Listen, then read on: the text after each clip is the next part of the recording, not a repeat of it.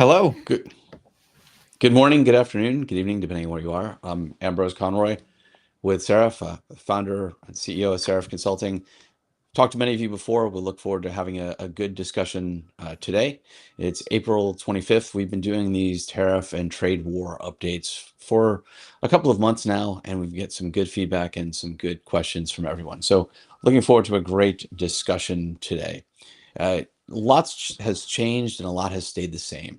We're seeing the cloud of uncertainty hanging over everything that's going on. We're seeing President Trump not necessarily clarifying his position. Lots of pauses, a few exemptions, and a lot of people waiting for more exemptions to come through. Uh, Justin, I'm not seeing the slides. Are they coming up? Yeah, we'll bring them up right now. If anybody Perfect. wants to make sure that they get future decks and webinars, like if you want today's presentation, make sure you're subscribed to our distribution list for this, or you could email us. Our contact info will be shown later during the presentation, but we have seraph.com/tariff tracker. At the top of that page, we've got a form where you can get on our distribution list and download the slides from last presentation. These ones will be out today. So without further ado, we'll take us in to what we're going to talk Perfect. about today. So we're going to go through, we'll run through some of the same things that everyone here has seen before.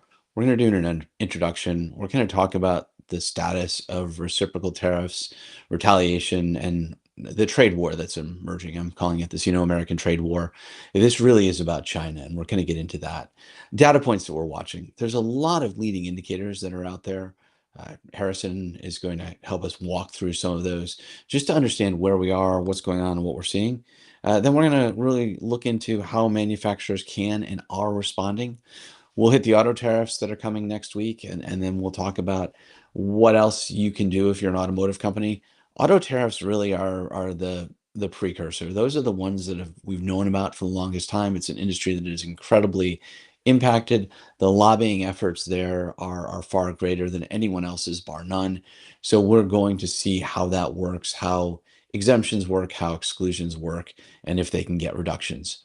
And then we'll answer your questions. So we're looking forward to having a great conversation today. So So I'm gonna just start off by talking about I'm Justin Fortier, and I'm gonna take us through the reciprocal tariffs. Now, anybody who was on our last webinar just after April 2nd, there have been significant changes since then in that they were announced and the 10% baseline was set everywhere and it was supposed to escalate on many other countries, and it did. Uh, at least it was announced. But now it really only remains on China above that 10%. But that 10% is still a massive change for most businesses compared to where they were just 3 months ago, and what was almost in the realm of their planning of what could happen. Now, there are a couple tariffs that are supposed to take effect both in the auto industry and on the de minimis exemptions on May 2nd. And for the de minimis exemption, that's when uh, small packages less than $800 in value shipped directly to the end customer were exempt from any sort of tariffs. And now that rates are much higher, the impact and the protection that that's been providing to uh, people shipping directly from China and the direct to consumer space has been pretty significant. And for the auto tariffs, which are now coming in at 25% on a long list of key parts, usually related to powertrain and electronics, those are now coming into place also next week. And that's going to be a substantial change. Now, while there has been substantial escalation, China went up from being 34% on top of the already 20% when it was announced earlier this month. And then due to escalations on both sides, it's now the reciprocal tariff amount, which this is reciprocal tariff as the Trump administration has branded it. Now that's at 125. So if you layer on the tariffs related to fentanyl that are now at 20%, that's 145. And then for some industries, they already had tariffs predating all of this. And with very few exceptions, those will be layered on top. So I think I saw a good graphic that was showing that surgical needles coming out of China could be up to the highest level tariff in excess of 145. So it's definitely taking companies a lot of work to understand their exposure, especially with changes. Now, the biggest change in the last couple weeks was the exemption of consumer electronics, which that's covering laptops, cell phones, which helped companies like Apple and Samsung. And so that's why, and when Ambrose mentioned lobbying, that's why we are seeing other larger industries really try to make sure their voices is heard on this. And now, And Justin, I yeah, think before we move on from that, I think we're still tracking on the pharmaceutical industry. There's a lot of discussion around tariffs coming in. As most people know, we've got an office in Dublin, and for Ireland, tariffs on medical devices and pharmaceuticals. Pharmaceuticals are not currently under a tariff code or regime. We expect that to be coming in, and there's a lot of look at what the APIs coming from China. How would that impact? How could things work around? How would that move forward? A lot of effort being put in by pharmaceutical companies right now to understand what a tariff would mean and how they could move forward. And on the consumable or disposable medical device products, we're seeing companies that have basically been working with generics where they're buying them from China, importing them and selling them. And any company that's really a marketing and distribution entity here in the United States or Europe, they're starting to see struggles with that. It's not a viable model in the United States, and there's a lot of pressure coming from Brussels on China to not flood the Chinese market with, not flood the European market with cheap Chinese goods. But we're seeing that pushback starting. This is very clearly becoming about China and not really about the rest of the world. Although there are some countries that President Trump is singling out, we believe that he's very focused on China, and a lot shows that. Peter Navarro has a strong voice right now within the administration. And if you haven't already read it, he's put a book out. He put a book out years ago, Death by China. It's definitely worth having a read. I think it helps give some insight into his thoughts and what he's telling President Trump at this point in time. So, talking about effective tariff rates, Justin. yeah, on that comment too, what you just said, Harrison had shared an interesting chart with me that we didn't include in this, but it was put out by Sherwood, which is the media arm of the not trading firm, but brokerage firm Robinhood, that showed the reaction of the S&P 500 on days where headlines mentioned Navarro or Lutnick being the Commerce Secretary, Navarro being the representative or kind of special advisor. The market was way down, and then on days that its headlines have been dominated by Bessent, the Treasury Secretary, they've been slightly up. So there, as Ambrose mentioned, it's still in flux, but it's interesting to watch those play out. And I don't think we need to spend much time on this, other than I just want to call out that the reciprocal tariff, us seeing pretty much 10% across the whole world, there are some interesting ways the different sector tariffs are interplay with that. So auto, steel, these are actually not stacking on top of sector tariffs. It looks like the auto tariffs, steel, will supersede the reciprocal tariffs. So if you have questions about that, you can follow up with us afterward. And Mexico, Canada, we're still watching very closely to understand what's going on. But this whole global trade war is evolving every day.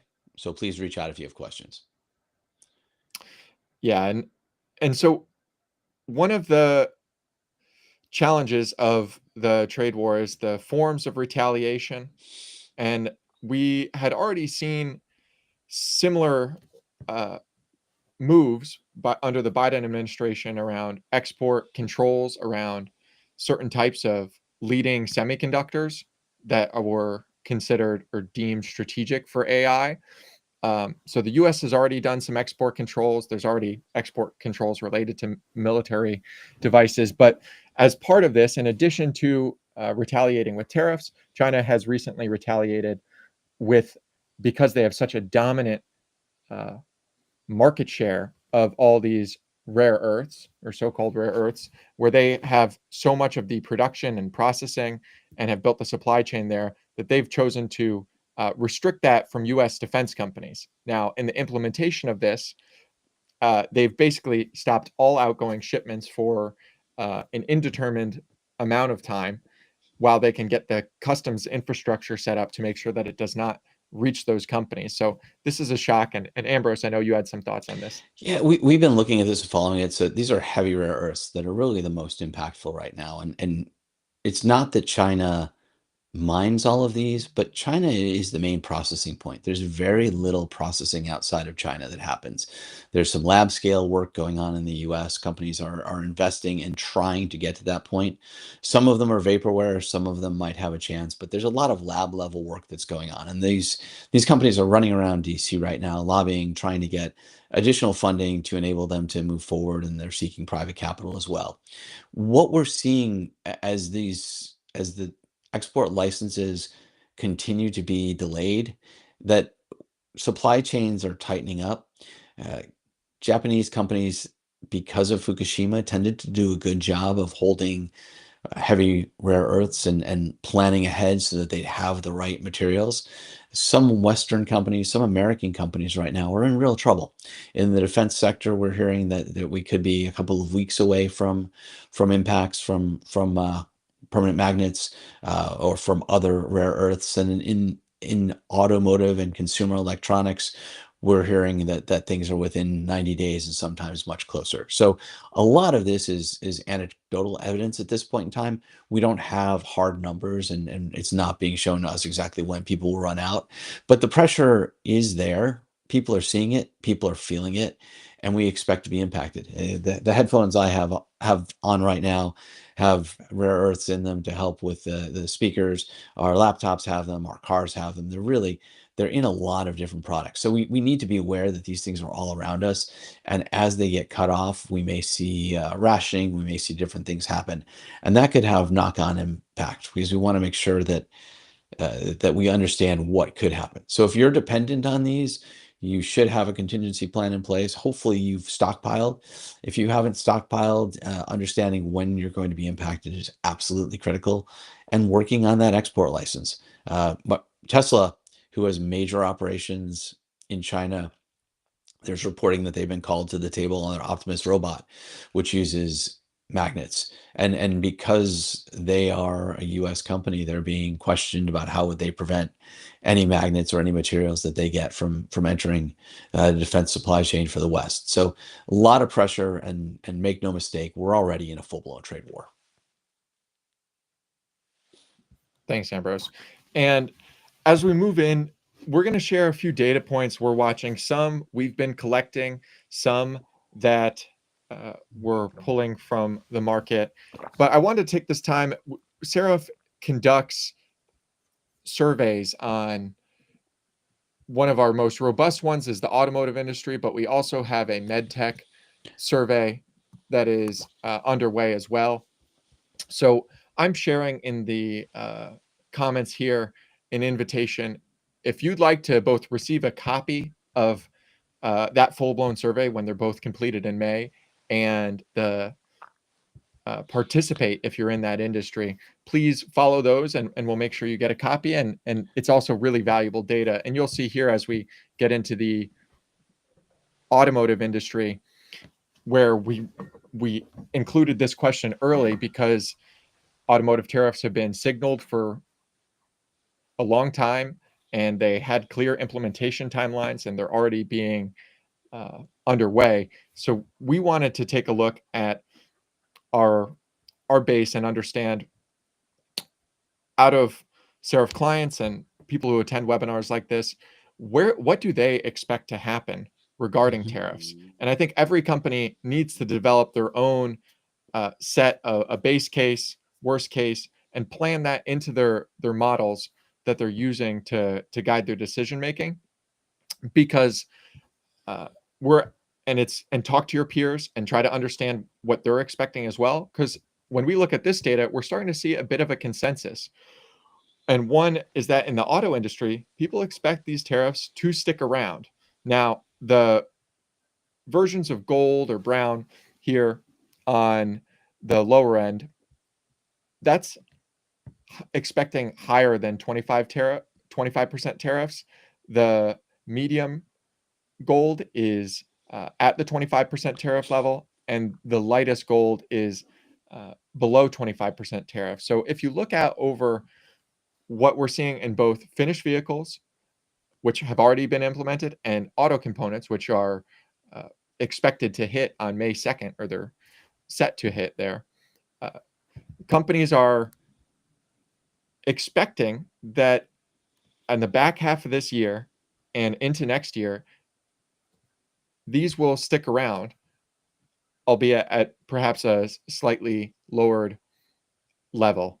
But we're also seeing them expect that there will be a pause after we've seen pauses on Mexico. We saw a pause on the reciprocal tariff, a 90-day pause related to negotiation there. So perhaps the industry is also hopeful that with some of the lobbying efforts that Yeah, and Justin, there are massive this will lobbying be efforts going paused on. as they can work out a more orderly rollout, because we do know this will be quite challenging. But as we look at the automotive industry, we're seeing people expect tariffs to stick around at an elevated level. So, Justin, as we know, there's a lot of lobbying going on. MEMA's there, the OEMs are there. Everyone's really in Washington, D.C., trying to get this to move and trying to get these delayed. But my concern is that we may be a bit delusional by thinking that this is going to slip out. I think we need to be very aware that tariffs are coming. So if you're not preparing now, we'll talk about what you can do to prepare. But I'm really encouraging people to actively prepare. And there are a lot of companies that we're seeing at this point in time who are treating this very lightly. They're not investing in supply chain resilience as we know we have to. We saw that coming out of 2008. We saw it coming out of COVID. We're seeing it again now. We need to have resilient supply chains, and we're pushing for people that we haven't had to use before, adjusting harmonized tariff codes and doing other things. So we'll talk about that in a bit. But if you're not preparing, this tells me that we all are accepting that at some point we're going to get hit with tariffs. And this is automotive, and we're using automotive really as the canary in the coal mine here. This is going to happen across industry. So please, if you're not preparing, you've got to start preparing. You've got to have models. You've got to have sensitivities in there. You've got to be in a good spot to understand what HTS codes the imported products you have fall under, and how you could be impacted by not only tariffs, but also by trade restrictions coming out of China or elsewhere. If you haven't done that scenario planning and analysis, it's worth doing. All right. And Harrison, maybe you can talk about this. Yeah, so we just talked about the expectation that tariffs, at least in the automotive sector, are here to stay. So the next follow-on question that we had was, okay, how do we expect prices to pass through the industry? And obviously, this is still preliminary data, so it's subject to change. But what we've seen is that most of our respondents expect to have a pretty heavy hit from their suppliers and have to absorb a lot of that. The number right now is 72% that expect to absorb most or all of these tariff costs from their suppliers, but only 42% of them expect to be able to pass that through to their customers. So the obvious implication there is that there's going to be some margin hit. And that expectation is consistent from OEMs to tier ones to tier twos all the way down. And once we get to our the final auto report, we'll be able to report the splits more detailed. But right now, with the preliminary data, the takeaway is that yes, margin hits are probably on the way. And I think if we expand this out, if we think about this automotive as the canary in the coal mine here, what we're seeing across all industries is that the smaller, less financially stable suppliers are pushing these price increases, the tariff costs, and the ancillary costs around the tariffs up to their customers. And their customers either can push it on to the end customers or can absorb it. And a lot of that depends on the market. It depends on the products. In medical devices, there's generally a bit more margin. For disposables, there's less. But this is really a time where everyone is being put under pressure, and we're having to exercise financial analysis and muscles that the organizations might not have developed. So figuring out where you are, forecasting what your suppliers are going to come in and ask for, and developing a model where you can help work with them. Clarity is something right now that we don't necessarily have. So we have to understand and we have to develop a framework to work with.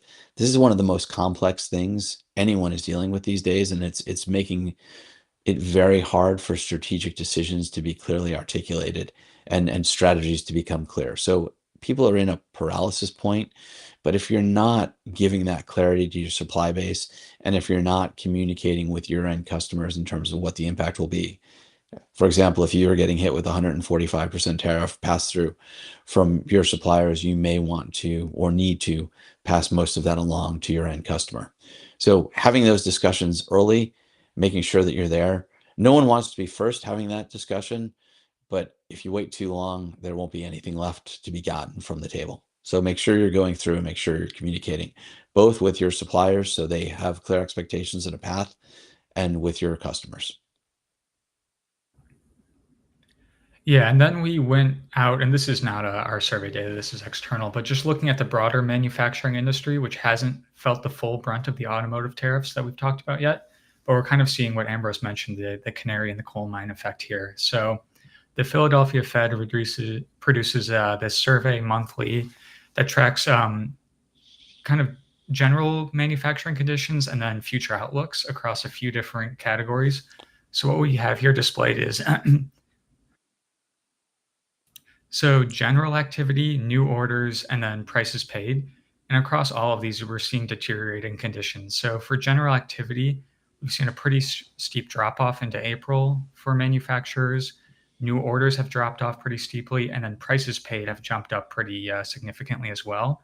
The interesting thing to note is that future expectations, which are a 6-month outlook, haven't deteriorated as much, which would indicate that, again, people aren't looking at this as a long-term thing as much as a short-term hit that they're not planning for, which Ambrose mentioned.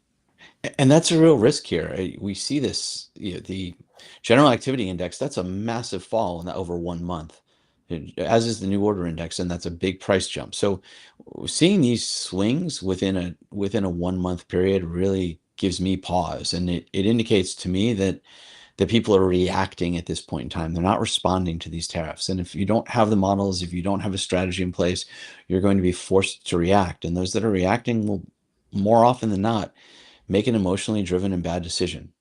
So encouraging everyone to make sure that you've got data in place, that you're making these decisions from a data-driven, rational perspective. This information right here, the Fed survey, Philly Fed survey, really helps us understand that people are reacting, and that's a scary spot. Yeah, and one thing I forgot to mention to call out, you could see in the general activity index, there was a big spike in March, and that's kind of, it shows that people were front running these tariffs and were somewhat effective there. But obviously the time to do that, it has passed.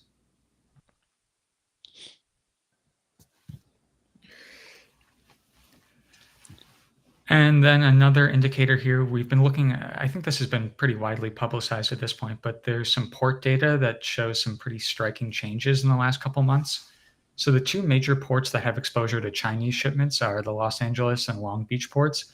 And both of those have seen a pretty sharp reduction in activity over the last couple months. But then if you look at some of the East Coast ports, and here we have called out the Savannah one because they have the most recent data reported, they have been not even just business as usual, but they've had a pretty sharp uptick in import and export flows, which would suggest that right now this is more of a China decoupling than a widespread just import reduction or supply shock.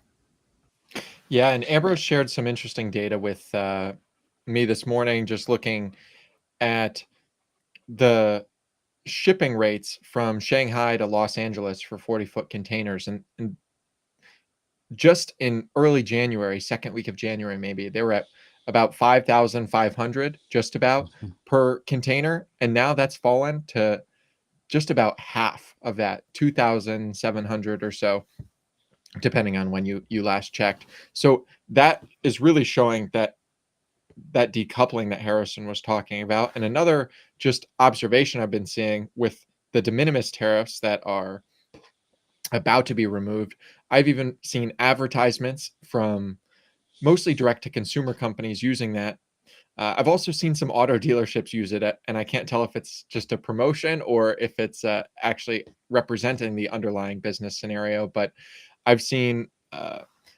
advertisements talking about a $200 price increase on what was a $250 item to begin with. So that is just showing me that companies are trying to pull forward and reduce exposure. I think for most companies on this call, de minimis is not going to have an impact on you. So the chance to front run is probably gone. But we're seeing that type of management in response to and confident decision making in response to what tariffs are going to happen and moving quite quickly on that. But anyone that buys off of Temu, anyone that has kids that buy off of Shein or any of the other clothing sites that are in China, all of those goods that were shipped in that were so incredibly cheap, driving that disposable clothing, fast fashion mentality are going away. It's not possible anymore to get things as cheaply as you could. So a lot of changes happening, and it's going to have a knock-on impact across the economy. I think a lot of people will start to feel that pain as they move forward. So it's not just that this decoupling is happening first at an industrial level. It's also because of that change, and because that change is happening fairly quickly, going to impact a lot of people's pocketbooks. And we'll wait and see what President Trump does about that, because he really does seem to be trying to redevelop the middle class as he's reindustrializing America. He sees this as a way to reindustrialize America, and from everything we're hearing, he's trying not to cause too much pain for the everyday consumer. He's acknowledged that there will be pain, but he doesn't want it to be excruciating. So we'll see what happens. As we watch data like this, it tells us things are changing, and things are changing quickly. So the shipping rates, I wouldn't want to be a shipper right now. There are times that it's great to be Maersk Lines or DB Schenker or others, but right now, I think it's a hard time to be in the shipping business. Yeah, and before we move to the next slide, I want to call out just if we think about the way shipping rates are looking right now, it reminds me of 5 years ago at the start of COVID. And even if we look on the general activity index here in 2020 as well, when that was the biggest drop, it's almost there now in 2025, but the biggest drop was in 2020. And remembering the challenges that will come after pullbacks like this. So if all businesses are freezing up, if ports are freezing up currently, and you're thinking about holding orders, we're going to talk about some of the actions you can do. But if you've basically stopped your orders, know that in a couple months, given where this is going to be, and let's say tariffs do come down, it's going to be very expensive and difficult to ship things, and we're also going to see some of the challenges of ramping back up quickly if that situation emerges. We're all going to have to dust off our COVID playbook, is what I'm hearing, Justin. It's going to be painful.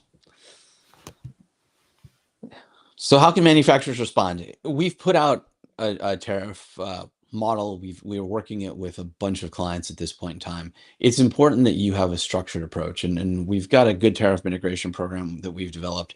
And this was really the start. As we were looking at this before the tariffs came into place, this was where we started.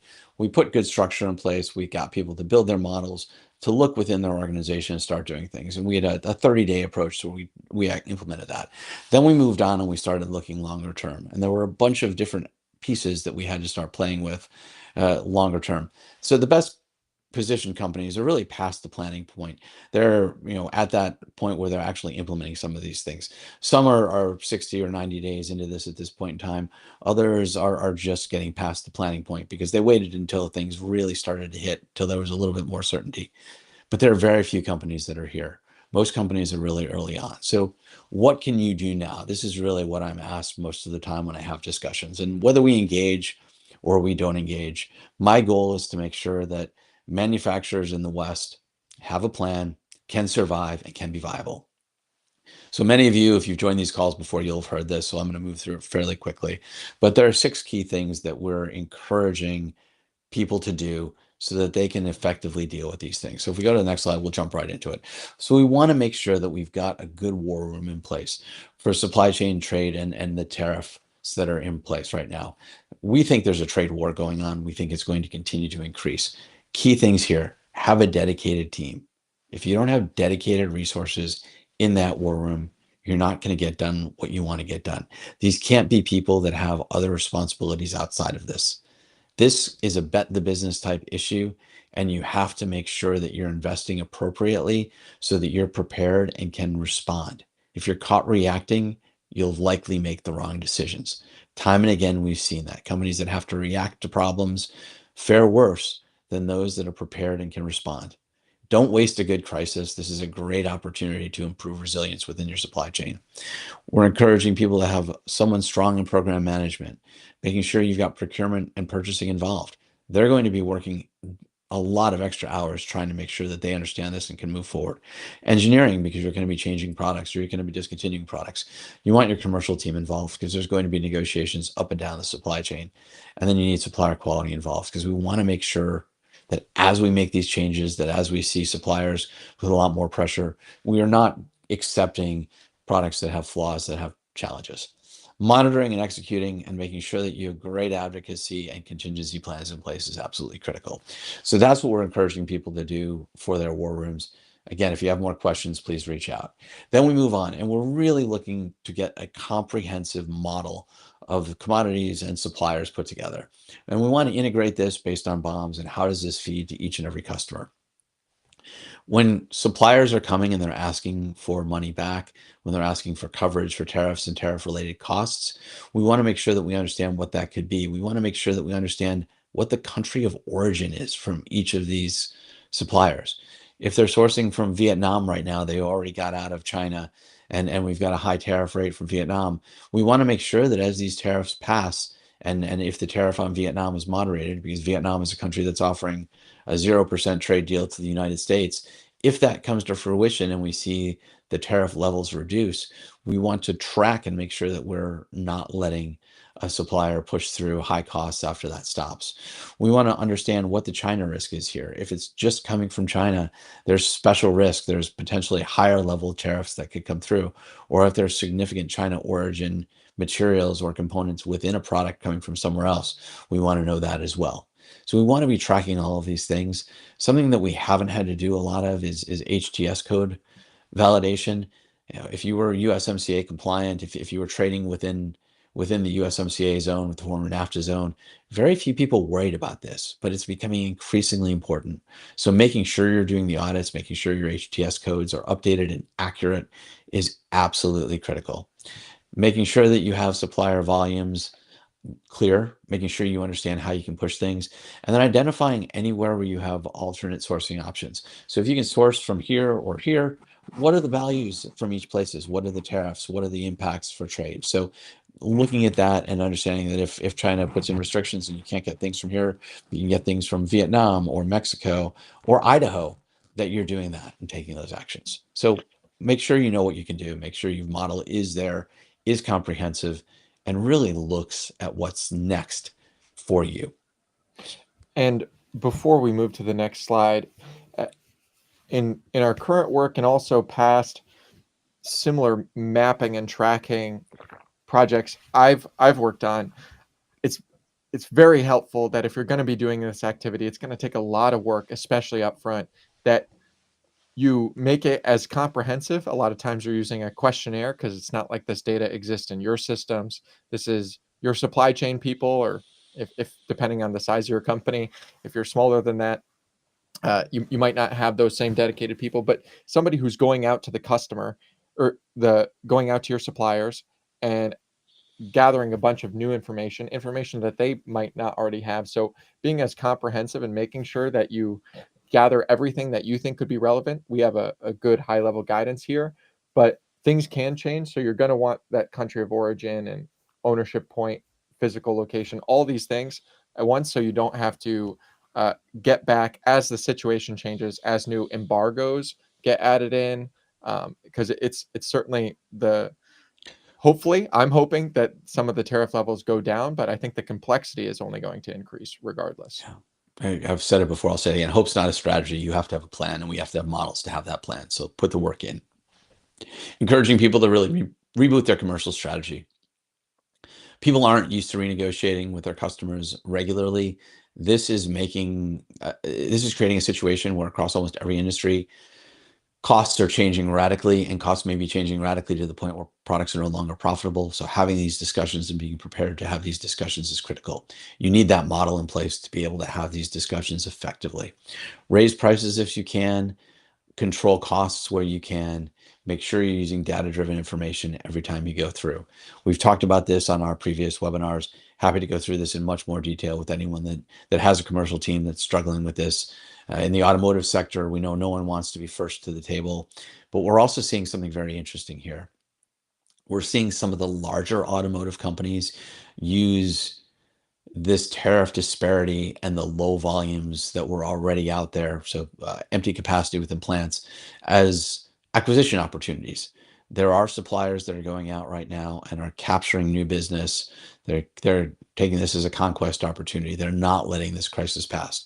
They're able to absorb the costs. They're probably getting lower margins at this point in time, but they're filling up their operations, covering more of their costs, and there's value in that for them. So we're seeing people using this both ways. We're seeing people having conquests, and we're seeing smaller, less stable suppliers really struggling. And for them, it's almost a bankruptcy situation where they don't know what to do. They have to get cash. And if they don't get the cash, they know they're not going to be in business. So lots of volatility and lots of complexity across the value chain at this point in time. If you're not watching your value chain, you're going to have surprises, and surprises are never fun.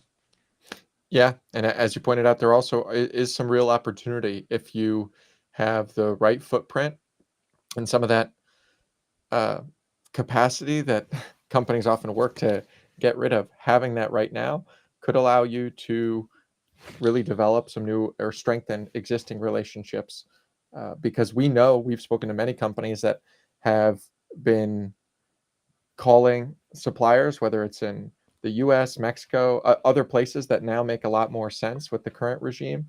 And if you're able to pick up the phone and you're able to respond, the sales cycle right now is going to be massively compressed, which is something that you would dream of in any other situation. So it's one of the few bright spots if you have that setup right now.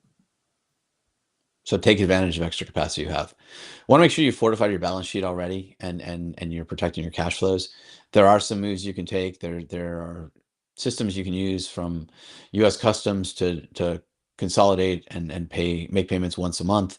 There are warehousing techniques you can do. You can use bonded warehouses. You can set up free trade zones. There are different things you can do. But if you haven't already, and if you're not already talking to your banks, protecting your lines of credit, please engage. Make sure that you're having those communications. If you've got a strong balance sheet and you need more capital, or you think you might, now's the time to have that discussion. Those windows are closing. Banks are finding it much harder to make lending decisions, but it's not impossible. So if you're in a good spot and you think you might need a little bit more to weather this, now is the time to ask. It's not going to get any easier in the next months. So reach out now and make sure that you've solidified your positions. Cash flow is absolutely important. Reassessing your product lines again. We're telling people that if they had products which were marginal at this point in time, now might be the time to kill them off. If you haven't done an analysis looking at all your products, looking at the contribution margin, looking at net profit, now is a great time to do that. There may be products that are really the favorites, the pets of important people in the company, that just don't make economic sense anymore. And when they had a very small margin but still made a contribution, they were okay. When there are losses associated with them, it's time to kill them off. So make sure that you understand what those are. Make sure you understand the value from each and every product with the value chain you currently have, and how you can adapt that value chain. But doing a product line specific reassessment, absolutely critical at this point in time. And then looking further afield, we're really encouraging people to make sure that they understand what they can do. President Trump has been very, very clear since the beginning, since he took office and spoke virtually at Davos, that if you want to sell into the US market, you've got to make it in the US market. The European Union is already starting to push a little bit back on China, saying don't flood our market. China is saying, if you're pushing back on us, you're going to expect consequences. You have to have an open market with us in order to trade. This is going to turn potentially to a very ugly situation. China has incredible capacity right now, and they need to be selling their goods. They've got a real estate bubble and a real estate crisis going on. We're encouraging people to very actively look at what would it take to best shore. How can you move back to the United States? What is your low-cost country strategy going to be? If a low-cost country strategy makes sense. The idea of low-cost country strategies, low-cost country sourcing really developed as China became a most favored nation status, entered the World Trade Organization. NAFTA furthered it along. I spent a lot of my early career as a consultant moving operations to low-cost countries, helping manufacturers to take advantage of this massive labor arbitrage. The labor arbitrage has faded quite a bit, and now we're in different countries because there's a skills advantage to being there. But these tariffs are challenging us again. It's now a penalty to operate in some of these places versus the benefit that it once was that drove us there. So as we look at things changing, as we look at a shift away from globalization back to regionalization and a re-engagement of mercantilistic mentalities within the United States and developing mercantilism and mercantilistic mentalities in Europe, we see a lot moving. We're expecting things to move closer. We're expecting things to move away from China and China state-owned enterprises or Chinese state-supported companies within the Asia Pacific region or Mexico or other places. These companies are ones where we expect specific focus. So best shoring your footprint, best shoring your supply chain, really looking at value optimization across your supply chain is critical. And you may not need to build as much of a bank right now as you're doing move, but you want to make sure that you understand what's the tribal knowledge, what validation are you going to have to do, and how do you move things to different locations. It's hard to make those decisions in terms of CapEx at this point in time. But if we fall back to what President Trump said at Davos very early on, if you want to sell it in the United States and not pay a tariff, make it in the United States. So as we look at what's going on, as we look at the complexity and the confusion, there will be products where it makes sense to reshore. And we're encouraging people where it makes sense, where the model plays out, regardless of what happens. Now's a great time to reshore and take advantage of what's happening.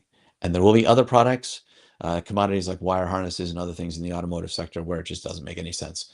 But you're going to have to look at areas like Nicaragua. You're going to have to continue to look at Mexico.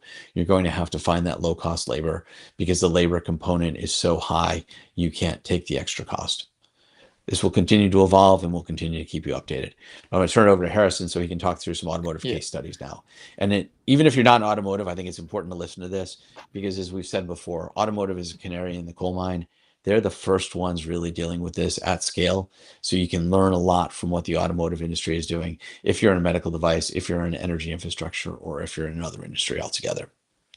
That, Harrison, I'll turn it over Thanks, to you. Ambrose. Yeah, so we, a couple weeks ago now, when auto tariffs got announced, we modeled out kind of the headline number, what the total impact would be across big OEMs. But the next step was then saying, okay, within specific auto segments, how would this impact OEMs and specific model types? Because we know that the impact's not going to be uniform, and there might be opportunities for certain OEMs to gain market share, or certain OEMs might be under pressure to take a hit to margins so they don't lose market share. And we just want to call out a few interesting segments that we looked at. So the first one is the entry-level ICE SUVs. That would be anything that has an MSRP between 20 or 30,000 at the very base level without any add-ons.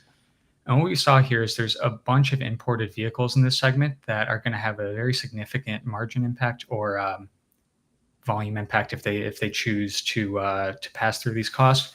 But there's a few model types that are poised for to gain market share here. We're looking at the Toyota Corolla Cross, the Kia Sportage, and the Hyundai Tucson across really a lot of model types that are impacted a very high volume segment here. And they're one of the few examples that have the ability to gain market share. And then one interesting reaction that we saw already with Mazda coming out and saying that they will actually absorb these tariff costs, at least in the short run. Their thinking was obviously they don't want to give up market share in the long run for something that they think might not last that long. But really just interesting to look across at all of the different model types, especially the really high volume ones, the RAV4, the Equinox, the HRV, and how big of a price difference this could be in a pretty price sensitive consumer segment. So what this tells me is that if you're a supplier and you're supplying on one of these product lines where you're not going to see as much tariff impact, they're going to be able to get a lot more volume because they're going to be able to have pricing controls. They can play that pricing lever. They're not going to have to increase the price as much to continue to make profit. And those are great programs to be on. So if you're looking at conquest opportunities, those are the programs that I would go after if you're in the automotive sector. Yeah, and then we can. there's just one question that I saw, and I'd rather just take it now. I think it was when we were previously talking about some smaller, less stable suppliers. That she just asked for what our definition could be, and what you were just talking about here can remind me of that as well. As well, smaller, you were looking in terms of a size, but yeah, less than $250 million in revenue, you're probably not going to have the teams to respond as much. But also, what does the business look like? Were you in a position where you were making consistent profit? Did you have money saved in the business? And are you on, as we're looking at here, the right platforms that the bankers would feel comfortable supporting you against? Yeah. And Kathy, I think it's also, yes, there could be some companies under $1 billion really that are impacted by this. So it's really, it depends on the financial position coming into this. We've been looking at this. It's definitely the smaller suppliers that if you're under 250, there's or 500, you likely don't have the financial reserves if your margins are low and you've been squeezed by COVID. You were squeezed in 2008. You haven't necessarily replenished the treasury, but there are suppliers that are larger that are also in very challenged positions right now. Yeah. And back to you, Harrison. Yeah, we can move on to the next segment if we want to. Yeah, so another interesting one to look at was the ICE pickup segment. So this includes really all of them across any price range. And there really is very little impact across the segment besides potentially the Ford Maverick. It depends on their USMCA status, which isn't clear yet. But something like this obviously came about because of the chicken tax, and Ambrose can speak more to this, but a lot of the production is already domestic. So really any platform in the pickup truck space is pretty safe for now. Well, and I find it really interesting. So we had the chicken tax that came in, which in effect is a tariff that prevents others from selling pickup trucks, SUVs into the United States. It's really why U.S. automakers have focused not on sedans. It's why we've moved away from those, and we're focusing on those pickup trucks and SUVs. Margins are much better. It's why we have BMW and Mercedes here in the United States. Those really worked to set things up, and they did it at a time when we didn't have these intricate global supply chains. Things were just getting set up. Everything was moving. Things were local. It was much more the automotive industry was I'm going to call it more craft at the time. It wasn't as mature as it is now. We weren't getting the same level of quality. We weren't getting the same delivery out of the supply base. Things have tightened up. Everything has become much more just in sequence, just in time, deliver to order, deliver to release. And we've seen that shift really happen as we have these tariffs come into play. It's disruptive, and it only takes one missing part to prevent you from selling a vehicle. So we're really seeing a lot of pressure on here.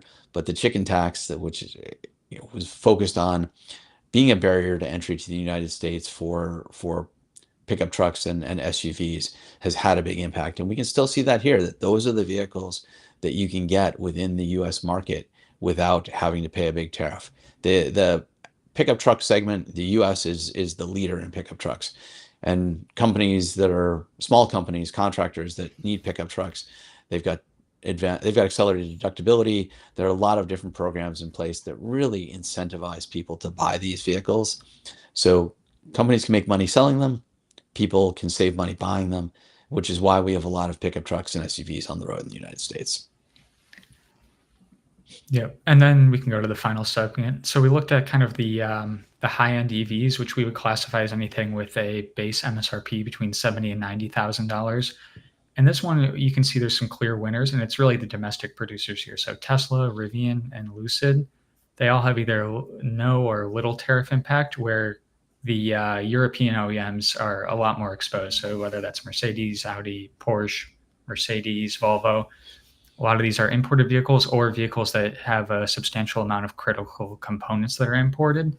So the decision there is going to be either to absorb a substantial margin hit or just accept that you're going to lose margin share or market share to some of these domestic producers. So, and if we look at the Rivian, the R1S, it's a great vehicle. The Lucid, the Air that's out right now, the Gravity that they're in the process of launching, we're seeing EVs that really, because they're new, because they've come into the market later than others, they don't have as complex a supply chain. They're sourcing from Mexico. They're sourcing from within the USMCA region, USMCA compliant parts, and because of that, they're really well positioned in this tariff play.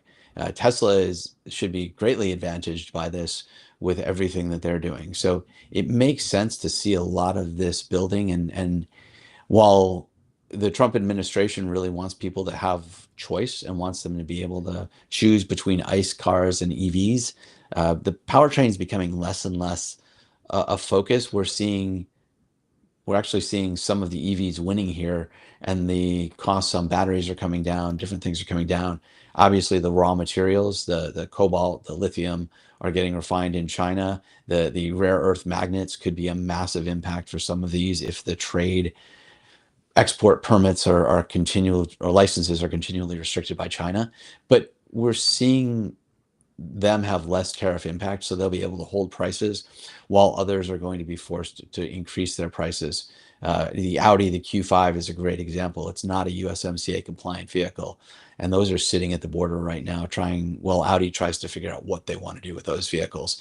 So lots of opportunity here, lots of shifts, lots of dynamics, and we're going to see EVs potentially, in some instances, be in a better position, at least at the luxury segment. So I'm waiting to see what happens. I think those that have U.S. manufacturing capabilities and footprints, we know Rivian's making an investment in building. Lucid just acquired the old Nikola Motors plant, which is a beautiful plant in Arizona. I think we're going to see a lot of opportunity coming from the Lucids, the Teslas, and the Rivians. Yeah, and just a quick call out here, Ambrose, I forgot to mention. So with the Lucid and the Rivian that we have plotted here, we're assuming that their batteries in the long run are going to be sourced from their domestic battery plants. For Lucid, there's one that I believe is supposed to be operational right about now in Kansas.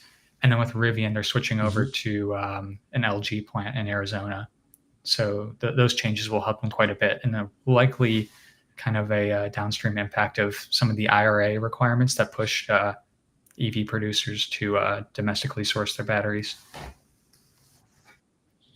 Yeah, the actions they were already taking positioned them well for what's happening right now. So we'll see. And like Lucid, all the positive press, we'll see what happens with the Gravity. But it's a nice SUV, almost minivan size, that people seem to really love. So I'm expecting to see a lot more of those on the roads, at least in California. All right. I think at this point we've come to the end for today. I don't see any additional questions in the comment section. I just got one texted to me around critical minerals. Right now, what we're seeing, we saw that deep sea mining was pushed yesterday by President Trump. We're seeing a lot of discussions going on. I heard reports that Secretary Rubio is meeting with the foreign minister from the DRC today. So there's a lot of discussions going on, and the more of that's happening, the more we can see that the U.S. is focused on securing that critical mineral supply chain far beyond what we have right now. The need is to push beyond China and to develop protections.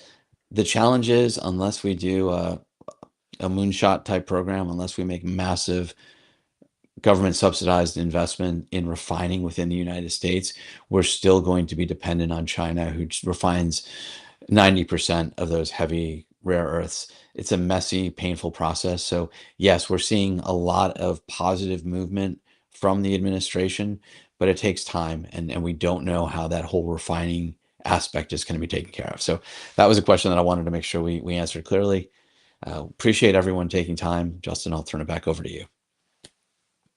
Yeah, I just want to leave people with, if you want today's presentation deck, go ahead and visit seraph.com/tariff tracker. If you're already on our tariff distribution list, you will get a copy of it. later today, but that makes it easy for us to send it out to you. And even more importantly, if you're facing a challenge in your business and you want to discuss and just think through it, please reach out to us. Ambrose's contact information is here. The full contact information is available for all three of us. If you have specific questions on the research, you can get that at seraph.com/tariff tracker. Thank you very much for joining. Please follow us on LinkedIn. Please follow us on LinkedIn, follow Seraph, subscribe to the tracker. One last question that just came in. How will this impact the aftermarket business? How will this impact spare parts? We're seeing a significant impact. A lot of those parts came in from China. We're expecting tariffs to increase on India. As everyone knows, India has high vehicle tariffs. Vice President Vance is over there right now. He had discussions with Prime Minister Modi. So we're hearing that things are going well. But if India does not lower the trade barriers that it has, we expect India to be the next focal point for the administration. So there's a lot of carrot and stick right now. This is what we're doing with China. If you're not going to get in line, this is how we'll move forward. So I believe the aftermarket business will be very impacted by this. And happy to, if you message me directly, happy to have a deeper